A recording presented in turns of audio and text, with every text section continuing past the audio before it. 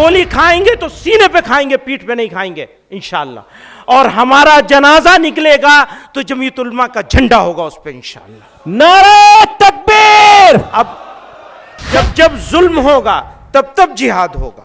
ऐसा ना हो कि गोरे अंग्रेजों से तो बुजुर्गों ने आज़ादी दिलवा दी और हम उनकी काली नाजायज औलाद के गुलाम हो जाएं। कि अदालतें हुकूमतों के दबाव में काम कर रहे हैं। सुप्रीम कोर्ट उस वक्त तक ही सुप्रीम कोर्ट कहलाने का, उस वक्त तक ही सुप्रीम कहलाने का मुस्तहिक है जब तक आईन की पाबंदी करे। कौन कहता है कि भारत में मुसलमानों के साथ अत्याचार नहीं हो रहा है? कौन कहता है कि भारत के मुसलमान सबसे ज्यादा सुरक्षित हैं? अगर आपको लग रहा है कि भारतीय मुसलमान सुरक्षित हैं, तो आप गलत हैं। क्योंकि भारत में आज जो मुसलमानों की स्थिति है उसको अगर ध्यान से, गौर से देखेंगे तो सबसे ज्यादा डरा देने वाली है। हम बात करते हैं दोस्तों दलित समाज की, SC ST OBC समाज की, लेकिन उससे भी ज्यादा बद से बदतर हालात इस वक्त देश में मुसलमानों का हो चुका है। इसी को लेकर जमीयत उलमाए हिंद के मौलाना महमूद मदनी ने अपनी बॉडी मीटिंग में इस पूरे बात को लेकर सरकार को किस तरीके से घेरने की कोशिश की है, इस पूरी रिपोर्ट में आपको बताने वाली हूं। वीडियो को दोस्तों आखिर तक जरूर देखिएगा, बहुत बड़ी बात बताने वाली और बड़ी बात उन्होंने कही है, इसीलिए मैं ये वीडियो आप तक पहुंचा रही हूं। क्योंकि जो हालात इस वक्त मुसलमानों के साथ पैदा कर दिए गए हैं, इस वक्त देश का मुसलमान कहीं पर भी सुरक्षित नहीं है। ये बात इस देश के हुक्मरानों तक पहुंचना चाहिए। वैसे पहुंचने की बात तो छोड़िए दोस्तों, जब खुद इस देश में बैठी हुई सरकार हिंदू मुसलमान करने लग जाए तो आवाज किसके पास उठाया जाए, कहां पहुंचाया जाए आवाज? ये एक बहुत बड़ा सवाल है। क्योंकि जब हमारे देश के प्रधानमंत्री, गृह मंत्री, एक प्रदेश के मुख्यमंत्री हिंदू मुसलमान वाले भाषण देते हो, 80 बनाम 20 करते हो, तो ये दर्द, ये दुख मुसलमानों का कितना बड़ा है, इसे समझने के लिए एक मुसलमान होना बेहद जरूरी होगा। क्योंकि आज जो हाल मुसलमानों का इस देश में बीजेपी सरकार के दौर में देखने सुनने को मिल रहा है, वो बेहद डरा देने वाला है। दोस्तों आपको आज मैं बताऊंगी कि जमीयत उलमाए हिंद के कमेटी की तरफ से एक बहुत बड़ा प्रोग्राम का आयोजन किया गया। इस आयोजन में मौलाना महमूद मदनी ने एक शानदार भाषण दिया और इस भाषण को सिर्फ शानदार नहीं कहना होगा, इस भाषण को इस देश के मौजूदा हालात से जोड़ना भी होगा। क्योंकि उन्होंने जो बातें कही है वो एक एक बात सच है, वो एक एक बात कड़वा सच है जो इस देश की सरकार को सुनना होगा, इस देश के सुप्रीम कोर्ट को सुनना होगा, इस देश के तमाम लोगों को सुनना होगा। जो उनके जरिए कही गई है, उनके जरिए जो आवाज, जो बातें उठाई गई है, उस पर जरा गौर फरमाइएगा।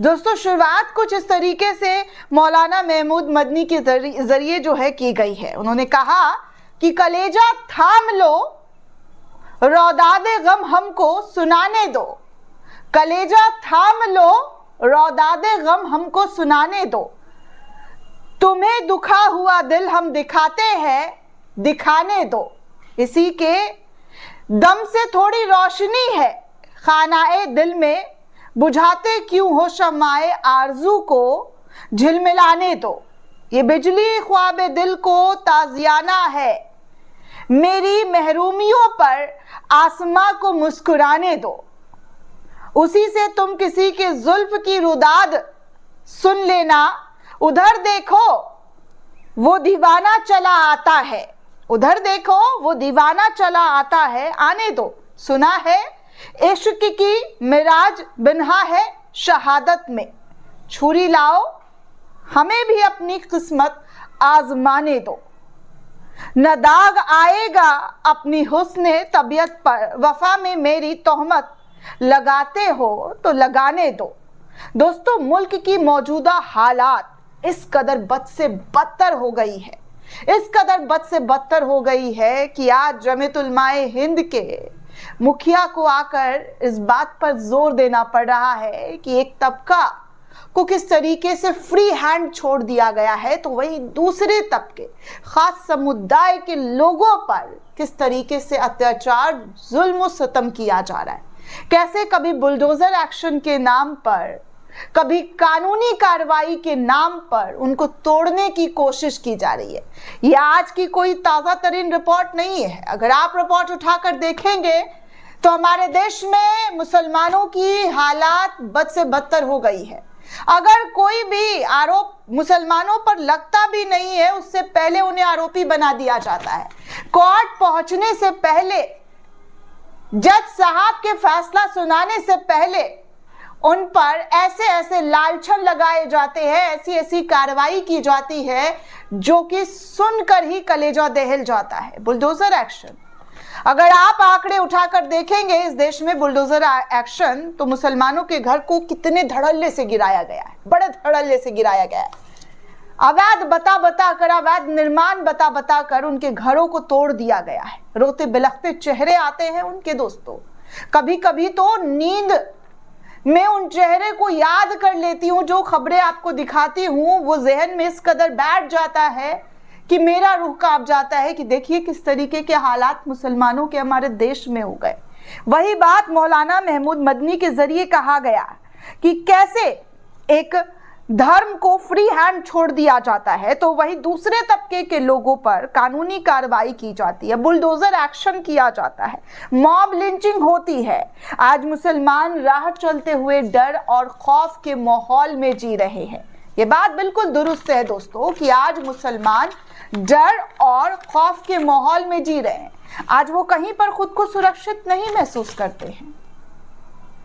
आप अगर मुसलमान हैं तो आप सड़क पर खुद को सुरक्षित महसूस नहीं करते हैं। आपको डर लगता है कि आपकी पहचान आपके लिबास से कहीं आपको मॉब लिंचिंग का शिकार ना होना पड़े, कहीं आप पर जय श्री राम, वंदे मातरम, जय भारत माता की जय के नारे लगाने को फोर्स ना किया जा रहा हो, जबरदस्ती आपसे जबरन धार्मिक नाराओं को लगवाने की कोशिश ना की जा रही हो। ट्रेन पर चलने वाले राहगीर मुसलमानों को डर खौफ सताता है कि कहीं उनके लिबास देखकर उन पर कोई गंभीर आरोप ना लगा दिया जाए, कहीं कोई सनकी उन पर गोली ना चला दे। ये देश के मौजूदा हालात है दोस्तों जो मैं आपसे बयां कर रही हूं, और कई दफा मैंने आपको बताया है वो खबर। और आज यही बात मौलाना महमूद मदनी साहब के जरिए भी खुले मंच से इस सरकार को, इस देश के सुप्रीम कोर्ट को बताने की कोशिश की जा रही है। खुले मंच से उनके जरिए कहा जा रहा है कि ये स्थिति हो गई है कि सड़क पर वो जो है चल नहीं पाते हैं। सड़क पर उन्हें डर लगता है, भय लगता है कि कब कहां से उन पर अटैक कर दिया जाएगा, कब कहां उनको मुजरिम बनाकर पेश कर दिया जाएगा। ये इस देश के हालात हैं, इस देश की सच्चाई है दोस्तों कि हमारे देश में मुसलमानों को कितना ज्यादा प्रताड़ित किया जा रहा है, कितना ज्यादा उनको डराया जा रहा है, कितना ज्यादा उन पर कानूनी कार्रवाई की जा रही है, उनको रौंदने की कोशिश की जा रही है। वही दूसरी बात ये भी दोस्तों आपको ध्यान में ला दूं कि मदनी साहब ने ये भी कहा कि हलाल को लेकर भी टारगेट किया जा रहा है इस देश में। सिर्फ जी हाँ, ज़िबह करना हलाल नहीं है, हलाल की कमाई है, हलाल की वो हर एक चीज है। लेकिन हलाल को अब क्या टारगेट किया जा रहा है उत्तर प्रदेश सरकार के जरिए कि अब हलाल सर्टिफिकेशन जो जिस जगह पर मांगा जाएगा उसको पूरी तरीके से रद्द कर दिया जा रहा है। इस तरीके की चीजें दोस्तों लाकर सामने रखी जा रही है। मुसलमानों की आजादी, मुसलमानों की मजहबी आजादी को कैसे टारगेट किया जा रहा है, ये जरा सोच कर देखिए तो रूह कांप जाएगी। हमारे मुल्क में खालिस दीनी इस्तिलाह हलाल के तसव्वुर को मुनज़्ज़म तौर पर बदनाम किया जा रहा है। हालांकि हलाल का मतलब सिर्फ ज़बीहा नहीं, बल्कि एक मुसलमान की पूरी ज़िंदगी का पाकीज़ा तर्ज़ अमल है। हलाल में जायज़ कमाई, मुलाज़मत, तिजारत में अमानत और माल के दुरुस्त इस्तेमाल जैसे बुनियादी उसूल शामिल हैं। ये वो इखलाक़ी निज़ाम है जो इंसान को जुल्म, धोखे, रिश्वत और नाजायज़ कमाई से बचाता है। हलाल दरअसल अमानत, इंसाफ और पाकीज़गी की उस रिवायत का नाम है जो एक मुसलमान की ज़िंदगी की बुनियाद है। इसी बुनियाद को मशकूक बनाने की कोशिश की जा रही है ताकि मुसलमानों की मजहबी आज़ादी, माशी हुकूक और तर्ज ज़िंदगी की बुनियादी अक़दार को कमज़ोर किया जा सके। कि मजहब से देखकर टारगेट किया जाए। आज आपको आपका नाम बताने में डर लगता है, आज आपको सफर के दौरान ये कहने में डर लगता है कि आप मुसलमान हैं, क्योंकि आज कभी भी कुछ भी हो सकता है। कई दफा तो मैंने देखा है कि कैसे मुसलमानों को लेकर कुछ ग्रुप्स बैठ गए हैं और बड़ी एकदम इससे कह रहे हैं कि कैसे योगी और मोदी ने मुसलमानों को टाइट कर दिया है, उनके आने से मुसलमान टाइट है, उनके आने से मुसलमानों को बहुत ज्यादा धक्का लगा है। अरे इतना भी जुल्म सितम ना करे साहब कि जुल्म की इंतहा को बर्दाश्त करते करते मुसलमान भी सड़कों पर निकल पड़े, मुसलमान भी जुल्म का शिकार हो रहा है और जुल्म को इस कदर बढ़ा दिया गया है कि बस उनके सब्र का, जी हाँ, सब्र का इम्तिहान लिया जा रहा है। हालांकि देश पर मर मिटने के लिए हमेशा से मुसलमान दोस्तों आगे रहे हैं, कभी आपने नहीं देखा होगा कि मुसलमान पीछे रहे हो।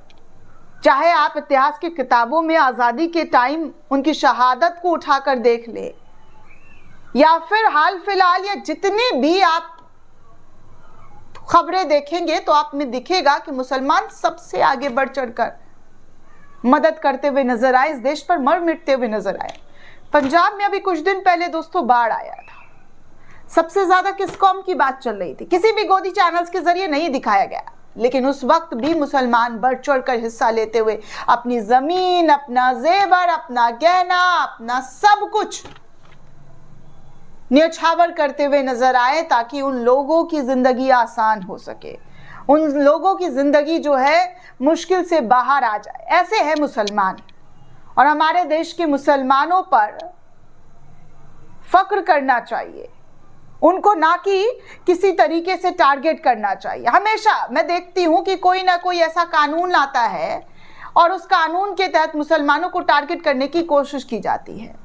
मौलाना महमूद मदनी साहब ने भी वक्फ कानून को लेकर इस मंच से विरोध किया। उन्होंने कहा कि किस तरीके से मुसलमानों के खिलाफ ये कानून लाया गया, उनकी वक्फ किए गई संपत्ति को उनसे छीनने के लिए, उन पर नया कानून बनाने के लिए सरकार ने किस तरीके से कोशिश की।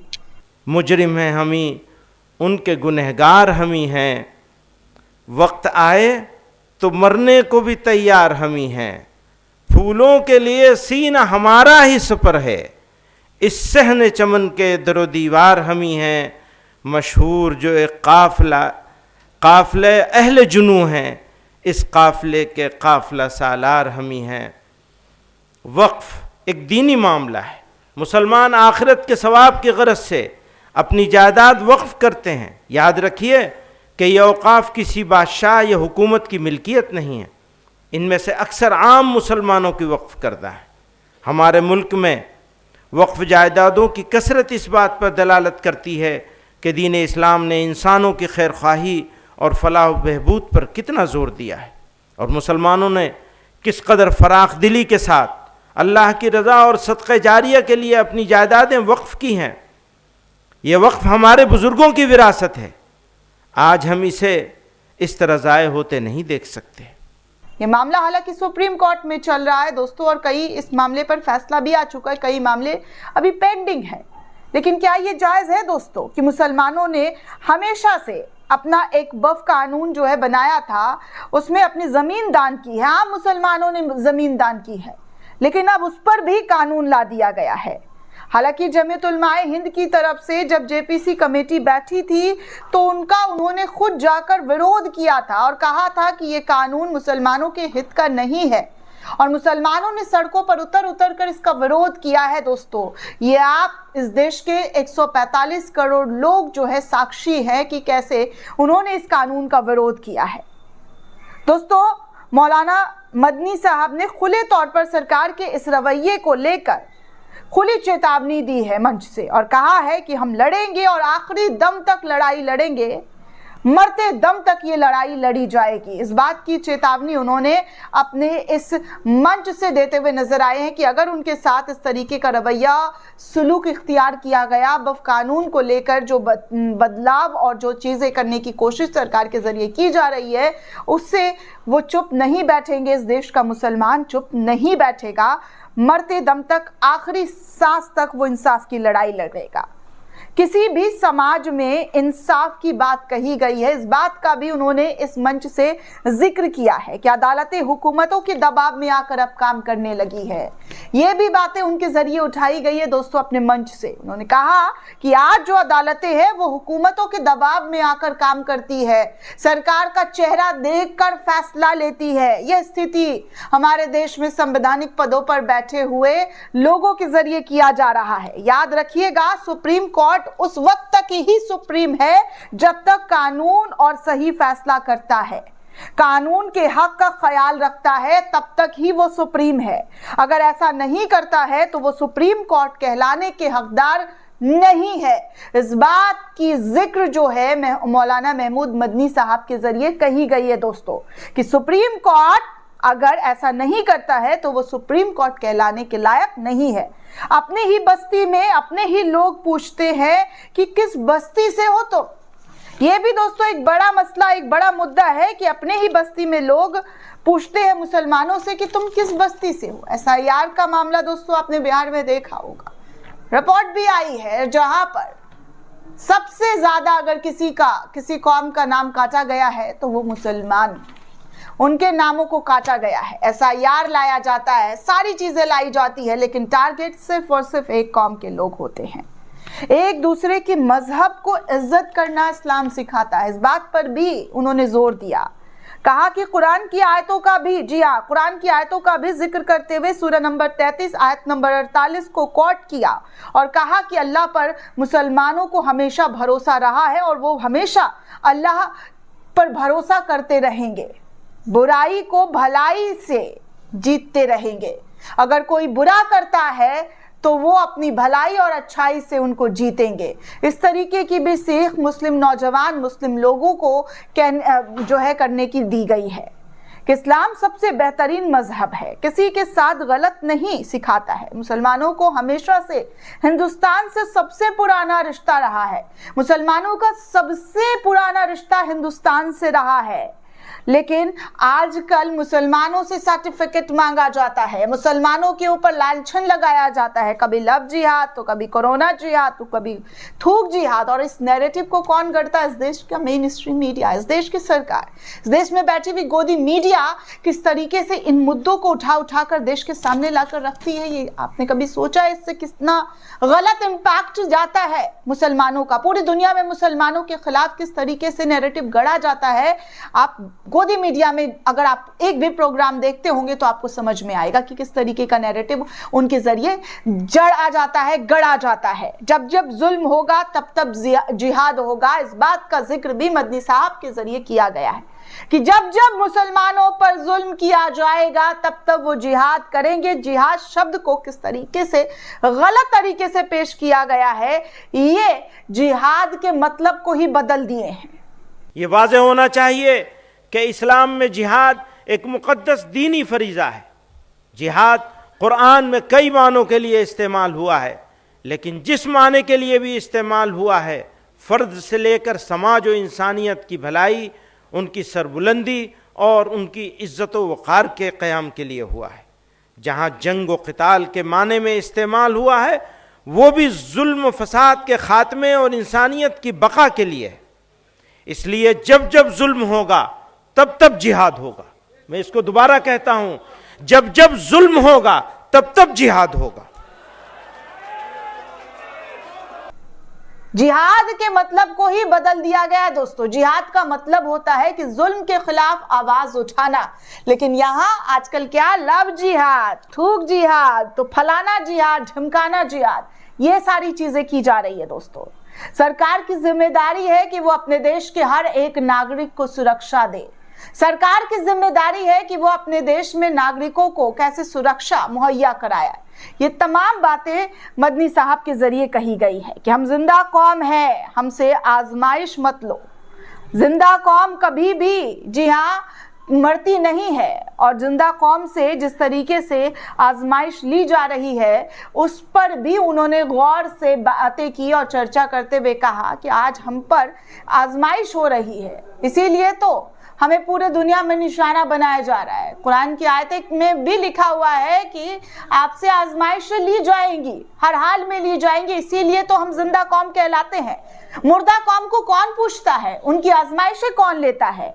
दोस्तों, उन्होंने गुरु तेग बहादुर को भी जो है याद करते हुए सिख भाइयों के साथ खड़े होने की बात की है और उन्होंने इस बात का भी जिक्र किया है कि कैसे सिखों के योगदान को भुलाने के लिए किस तरीके की नैरेटिव हमारे देश में गढ़ी जा रही है। साथ में उन्होंने इस्लाम को मानने वाले लोगों के लिए एक सीख और नसीहत दी है और कहा है कि अपने बच्चों को अच्छी तरबियत दीजिए, अपने बच्चों को अच्छा एजुकेशन दीजिए, उनकी तरबियत ऐसे कीजिए कि वो अच्छे और बुरे में फ़र्क कर सके, गलत और सही में फ़र्क कर सके। उन्होंने इनफैक्ट देश के हर एक नागरिक से, समाज के हर एक लोगों से ये अपील की है कि बच्चों को अच्छी चीज़ें सिखाइए। आप अपने जो पेरेंट्स हैं वो अपने बच्चों को अच्छी सीख दें ताकि आने वाला मुस्तकबिल उनका अच्छा हो, सही रास्ते पर चले, ना कि गंद वाले रास्ते पर चले। इस तरीके की तमाम बातें उन्होंने अपने मंच पर कही है दोस्तों, जो काफ़ी सुनने लायक था और काफ़ी दिलचस्प बातें उन्होंने उनके ज़रिए कही गई है। इसीलिए आज मैं आपको उनके बयानों के बारे में जिक्र करते हुए बता रही हूँ कि देखिए इस देश में मुसलमानों के हालात क्या हो गए हैं। अगर पीछे पलट कर देखेंगे तो बहुत डरावनी स्थिति, और आगे खड़े होकर देखेंगे तो ऐसा लगता है जैसे गहरा कुआं है और इस कुएं में उनको कैसे धकेलने की कोशिश की जा रही है। जय हिंद दोस्तों।